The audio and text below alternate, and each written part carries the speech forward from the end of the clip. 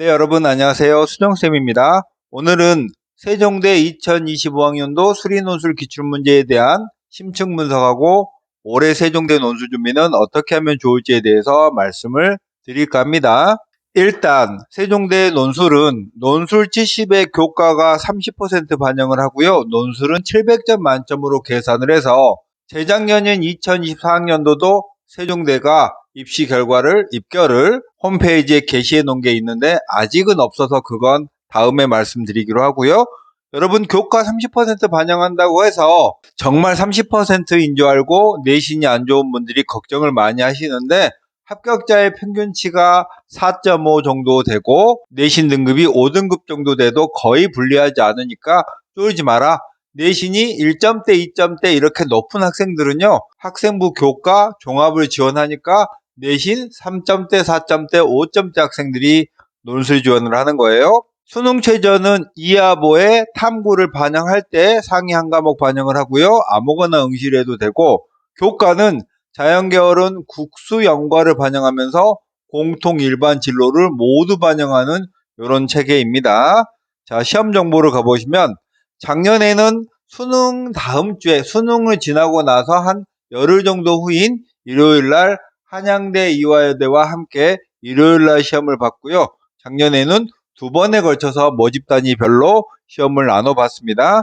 시험 범위는 수학 1, 2 미적분인데 세종대는 딱 미적분이다 라고 그냥 머릿속에 저장해 놓으면 되겠고요. 시험 정보는 120분에 세 문제를 출제하고 제시문이 거의 없는 그냥 소문항이 거의 3개쯤 있는 총 9문제의 시험을 보는 그런 대학입니다. 그리고 난도가 중요한데요.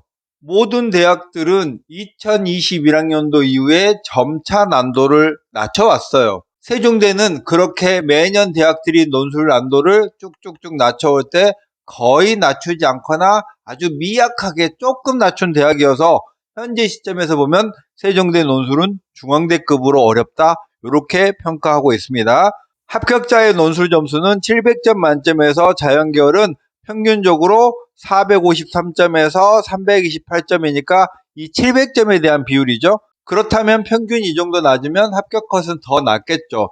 제가 추정하는 세종대의 논술 평균은 40점대 중후반 그리고 합격점은 40점이 조금 안 되는 학과도 있을 걸로 생각이 됩니다. 그러면 출제 단원을 보면 세종대는 작년에 오랜만에 수학 1에서 점화식과 관련된 세문항을 출제했고요.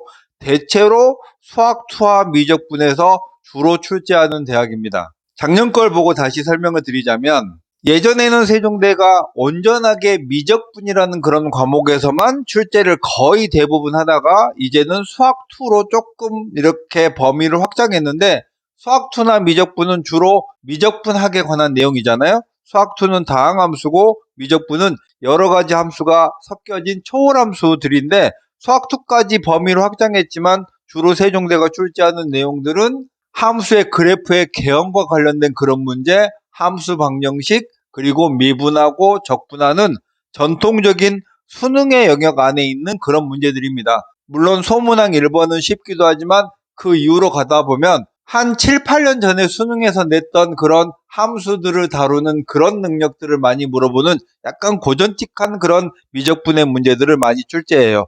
그 아이디어나 개념들은 수능의 범주 안에 있긴 한 그런 내용들입니다.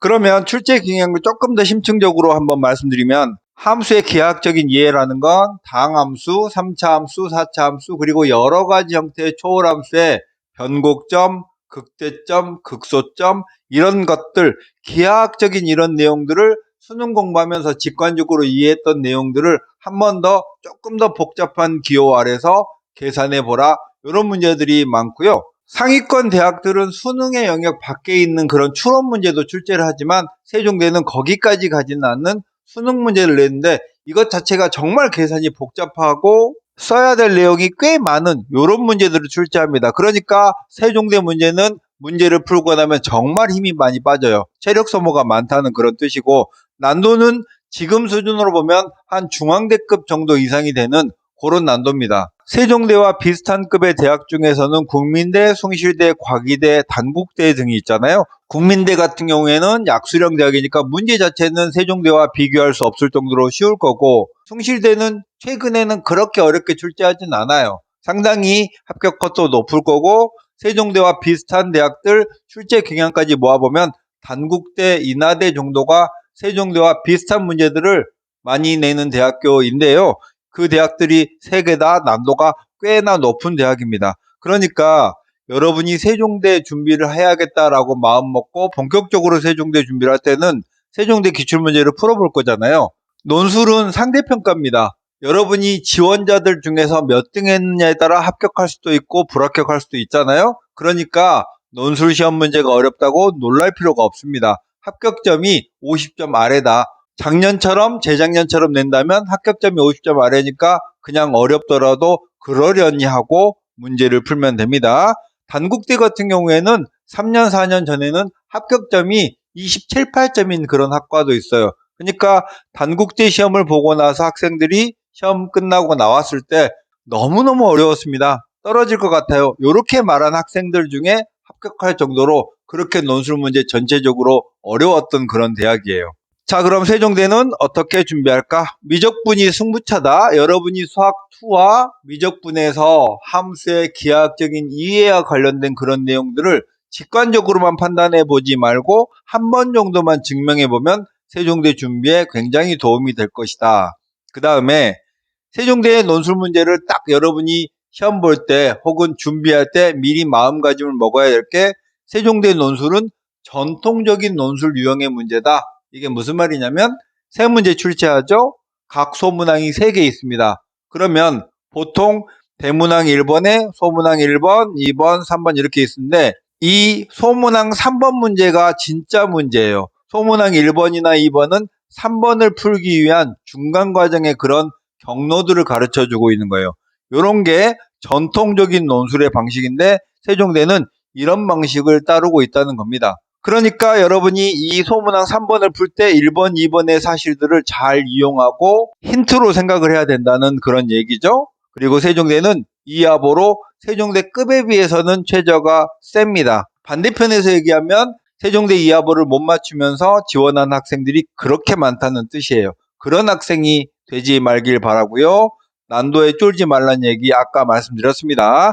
어려우면 어려운가 보다라고 담담한 마음으로 준비도 하고 시험장에서도 혹시 어렵다면 합격컷이 엄청 낮아지겠구나 라고 생각하면서 자신감 있게 문제를 풀면 되겠습니다. 자, 세종대 입시 결과는 경쟁률은 평균 30대 1 정도 돼요. 실질 경쟁률은 오타가 났네요. 실질 경쟁률은 평균 10대 1 내외입니다. 수능 최저를 충족한 경쟁률은 10대 1 정도밖에 안 되고, 자, 그럼 세종대 논술을 정리하면 수능 최저가 이하보로 꽤 높습니다. 그래서 실질 경쟁률이 낮다. 수학 기준으로 2등급 중반 요 정도 학생이면 세종대 논술 준비를 할 수 있고 합격도 할 수 있고, 세종대는 수학2나 미적분의 오로지 함수의 그래프 그리고 수식 계산과 관련된 복잡한 그런 내용들이 있는 수능 심화형 문제니까 이 부분에 강점이 있다고 생각하는 우리 학생들이 지원을 하면 합격할 수 있는 대학이고요. 세종대는 정시 기준으로 따지면 국수탐의 100분위 평균 82, 3% 정도면 합격 가능한 그런 대학입니다. 참고하기 바라겠습니다. 오늘 내용은 여기까지 할게요. 수정쌤이었습니다. 안녕.